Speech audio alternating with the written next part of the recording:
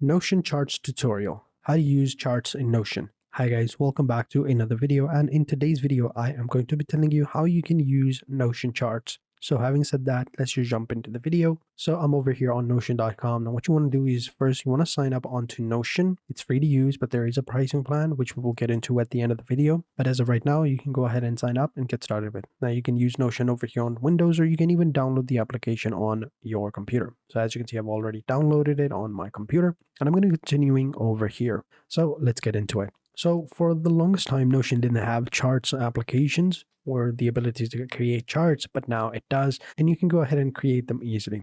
So this is how your dashboard would look like once you've created the account. You can see over here you have all of your options. You're going to see your recently viewed options or recently viewed pages that you've created on Notion.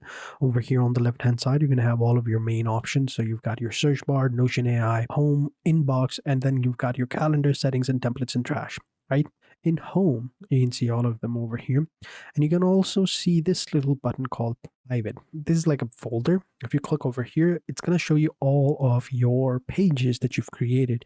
So in these pages, you can go ahead and create task managers, to-do lists, get started page, habit tracker, whatever, right? And we're going to go ahead and create a chart over here.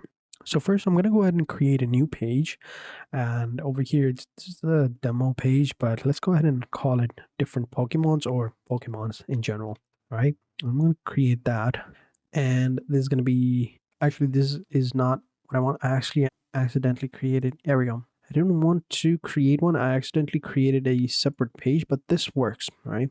Pokemons, here we go. You can even add an icon over here if you want, if you already have one, but if you click over here, you can find them and upload them yourself. You can find some over here and you can upload your own, but totally depends on you, right? Now, what I want to do is I want to create a data, right? We're going to need a data set for our charts, right? You can even select the templates and get started from there. If you click on templates, you can see you have a bunch of different options right here. So you've got to-do lists, you've got your sales, CRM. This would actually look pretty good once we have a chart. So let's go ahead and check that out. So we also have the personal finance tracker. So let's go ahead and click on that one and click on add.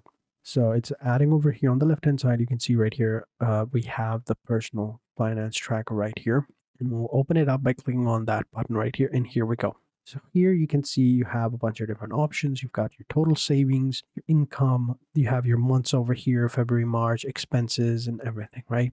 So you can go ahead and view it right here. We already have one over here, but a bunch of different options. So we have Q1, this Q1, Q2, Q3, and then we have Q4, right? This is all months, by the way. We can also create a new view totally to create one. So for example, let's say if we click on this plus button, we can go ahead and select the charts button. This will allow us to create a new chart. We have to upgrade the plan, but that's fine. Let's actually come over here into this plus button and then click on charts to have like a chart for all the months, right? So we can't have more charts because we already have one chart, which is over here, but that's fine. Maybe I can go ahead and create a new page over here and then use that as a chart. Let me actually try that. All right, so I found this database and I think this is kind of cool as well.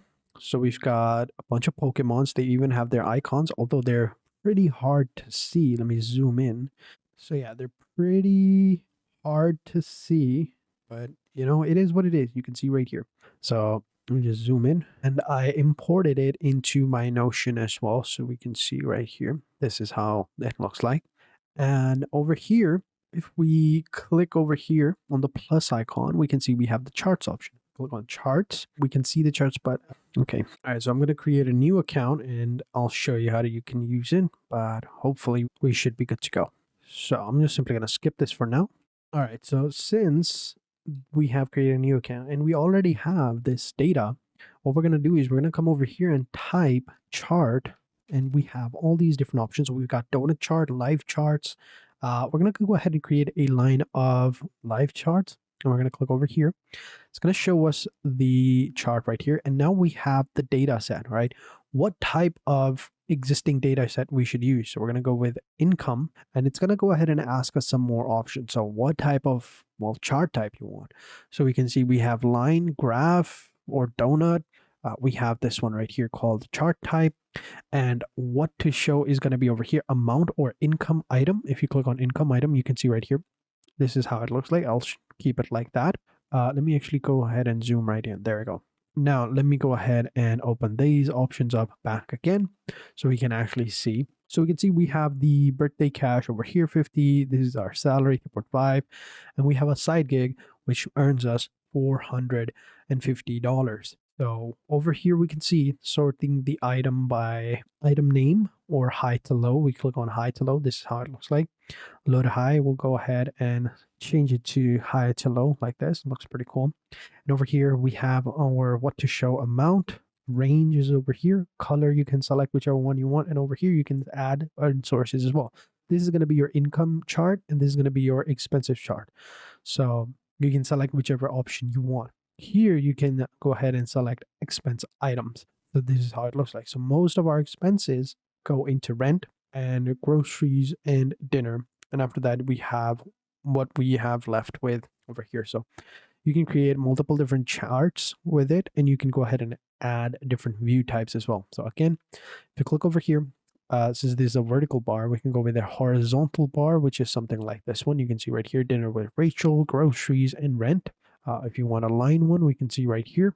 But I think for expenses, it's either a line or bar type of chart or a donut chart like this one. So you can see right here, which I think is pretty cool. And of course, you can always change the sources over here. So over here, you can change the sources to whatever type you want, and they all look pretty cool. And you can embed whatever option you want. So for example, if I were to add more options over here, so this is like options that, or this is like the cash that I have, right?